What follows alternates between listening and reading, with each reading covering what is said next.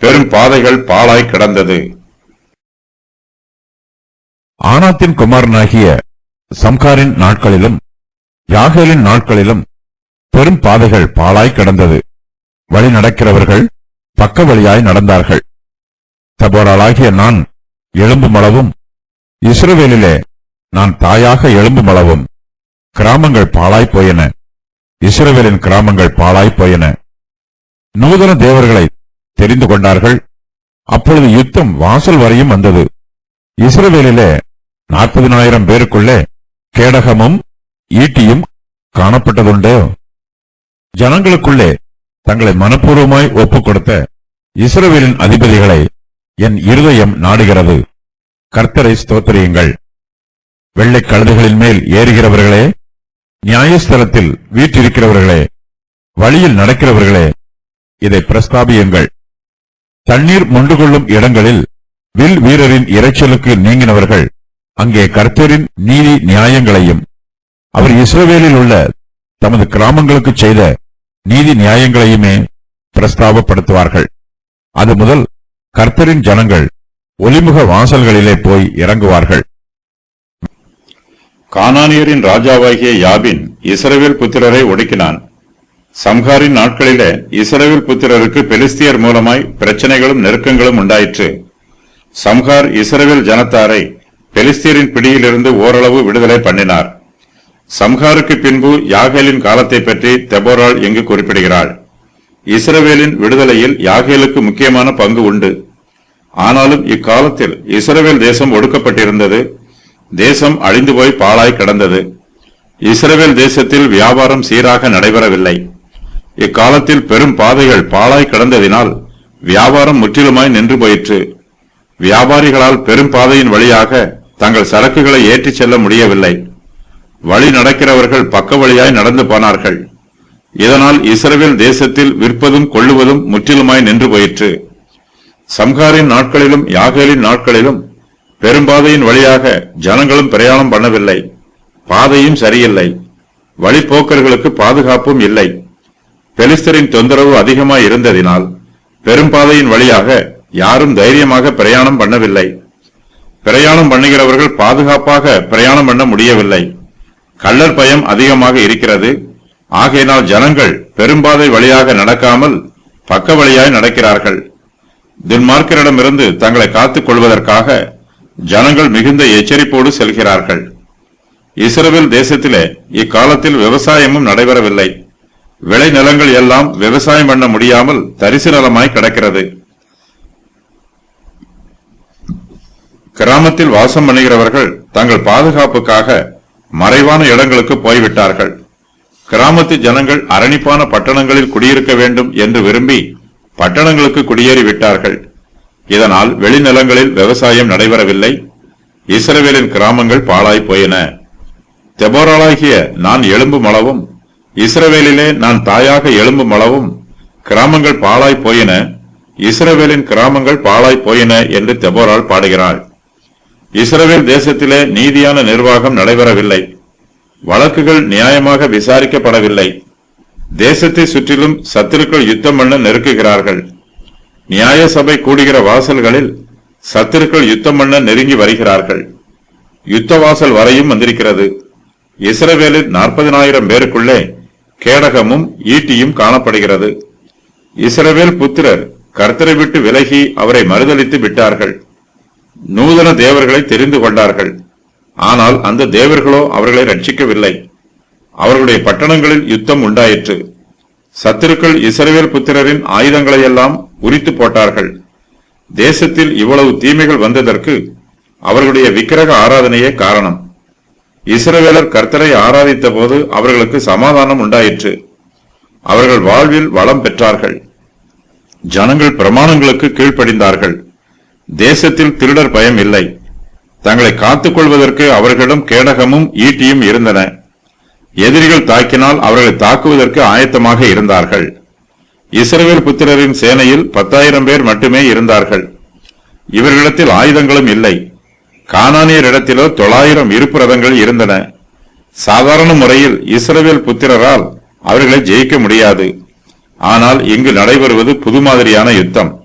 இந்த யுத்தத்தில் காணப்பட்ட விசேஷித்த காரியங்கள் ஆவன.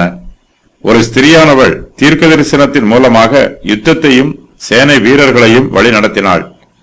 ஆயுதமில்லாத 10,000 பேருடைய இருதயங்களில் கர்த்தர் விசுவாசத்தையும் சத்துருக்களை ஜெயிக்கலாம் என்னும் நம்பிக்கையையும் கொடுத்தார். இது மிகப்பெரிய அற்புதம். 10,000 பேர் கர்த்தரிடத்தில் தங்கள் விசுவாசத்தை வெளிப்படுத்தி ஆயுதம் ஏந்திய சத்துருக்களை முறியடித்தார்கள். கிதியோனுக்கு இதுபோன்ற சூழ்நிலை வந்தது. அப்போது 300 பேர் இதுபோன்ற விசுவாசத்தை வெளிப்படுத்தினார்கள். தாபோர் மலையில் பாராக் 10,000 போர் வீரர்களோடு பாளையம் இறங்கினான். சிசராவின் ஆயுதம் அணிந்த ஏராளமான போர் வீரர்கள் அவன் மீது யுத்தம் பண்ண வந்தார்கள். பாராக்கும் அவனுடைய மனுஷரும் திடீரென்று சிசராவின் சேனையின் மேல் விழுந்தார்கள். விசுவாசத்தோடு தங்கள் கிரியையை ஆரம்பித்தார்கள். பாராக்கின் சேனைக்கு கர்த்தர் உதவி புரிந்தார். கானானியரின் சேனைக்குள் பயமும் திகிலும் குழப்பமும் உண்டாயிற்று. தங்களுடைய ஆயுதங்களை கீழே போட்டுவிட்டு கானானியர் உயிருக்கு பயந்து ஓடினார்கள். கானானியர் விட்டுச் சென்ற ஆயுதங்களை இஸ்ரவேல் புத்திரர் தங்கள் கைகளில் எடுத்துக்கொண்டு உயிருக்கு பயந்து ஓடிய சத்துருக்களை பின்தொடர்ந்து அவர்களை சங்காரம் பண்ணினார்கள். ரதத்தில் ஏறி சென்ற சிசராவிற்கும் ஆபத்து நெருங்கிற்று. ஆகையினால் அவன் ரதத்தை விட்டு இறங்கி காலால் நடந்து ஓடினான். கானானியரின் எல்லா வீரரையும் இஸ்ரவேல் புருஷர்கள் கொன்று போட்டார்கள். கானானியரின் படை தளபதியான சிசராவை ஒரு ஸ்திரீ கொன்று போட்டாள். ஆகையினால் இது ஒரு புது மாதிரியான யுத்தமாகும். இஸ்ரவேல் தேசத்தை விட்டு வெளியேறி போகிறவர்களுக்கோ அல்லது தேசத்திற்கு உள்ளே வருகிறவர்களுக்கோ சமாதானம் இல்லை. பிரயாணம் பண்ணுகிறவர்கள் வாசல் வழியாக கடந்து போக வேண்டும். அந்த வாசல்களில் அந்நிய தேசத்து சத்துருக்களின் சேனைகள் நிரம்பி இருக்கிறார்கள். தண்ணீர் எடுக்கும் இடங்களில் கூட வில் வீரர்கள் கூட்டமாய் நிற்கிறார்கள். அவர்களுடைய இரைச்சல் பேர் இரைச்சலாக இருக்கிறது. இஸ்ரவேல் ஜனத்தார் மத்தியிலே கேடகமும் ஈட்டியும் இருக்கிறது. ஆனால் சத்துருக்களை எதிர்த்து யுத்தம் பண்ணுவதற்கு அவருடைய இருதயத்தில் தெம்பும் நம்பிக்கையும் வீரமும் இல்லை. இஸ்ரவேல் ஜனத்தார் தங்கள் ஆவியில் சோர்ந்து போய் இருக்கிறார்கள்.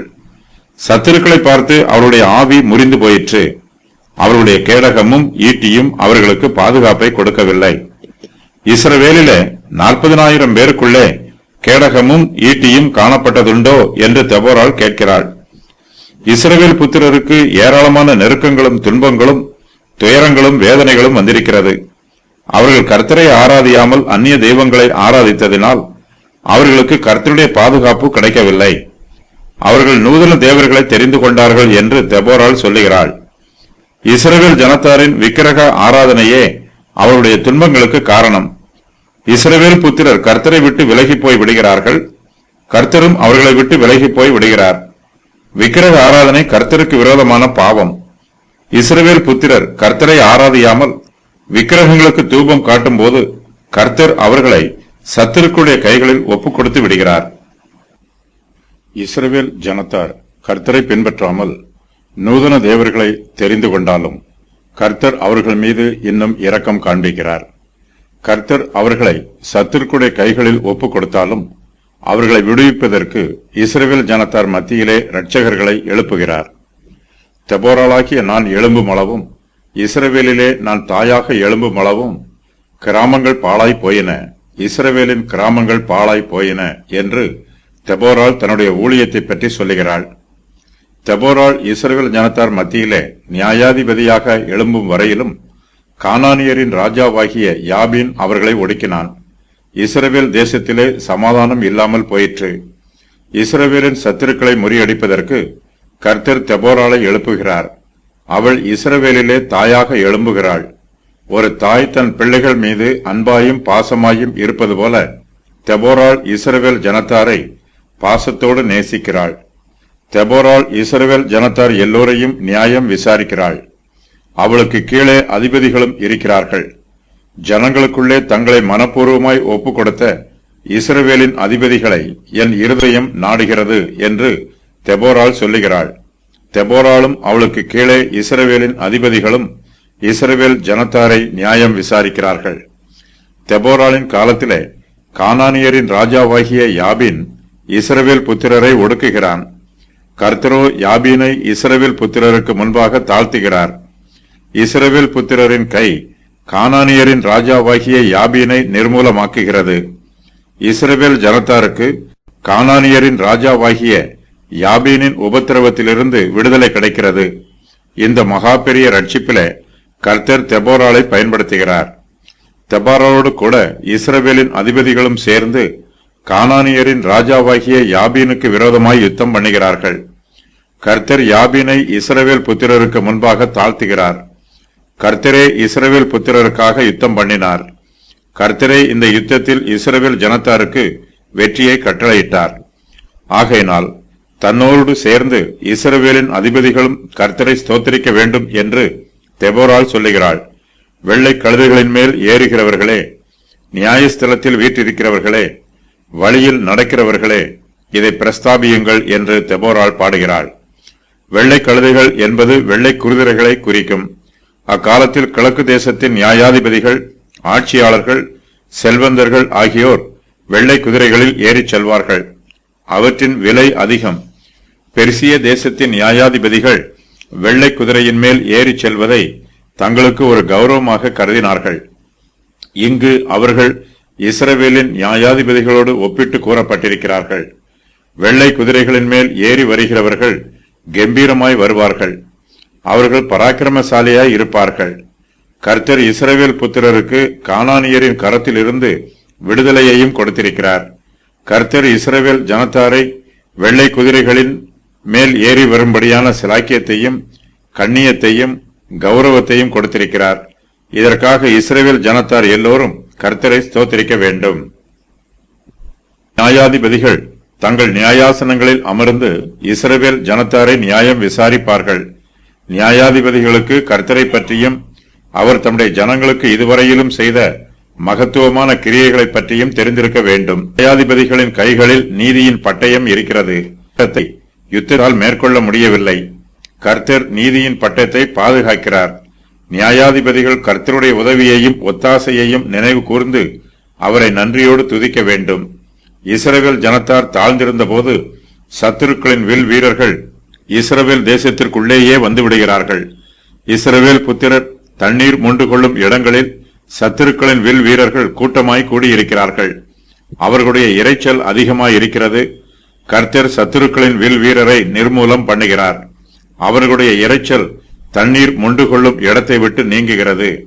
வில் வீரரின் இரைச்சல் நீங்கிய பின்பு அங்கே கர்த்தரை பிரஸ்தாவப்படுத்துகிற துதியின் கீதம் கேட்கிறது. இப்போது தண்ணீர் முண்டு கொள்ளும் இடங்களில் சத்துருக்களின் பிரச்சனை இல்லை. அங்கே சத்துருக்களுடைய வில் வீரர்கள் யாரும் இல்லை. அங்கே வில் வீரரின் இரைச்சலும் இல்லை.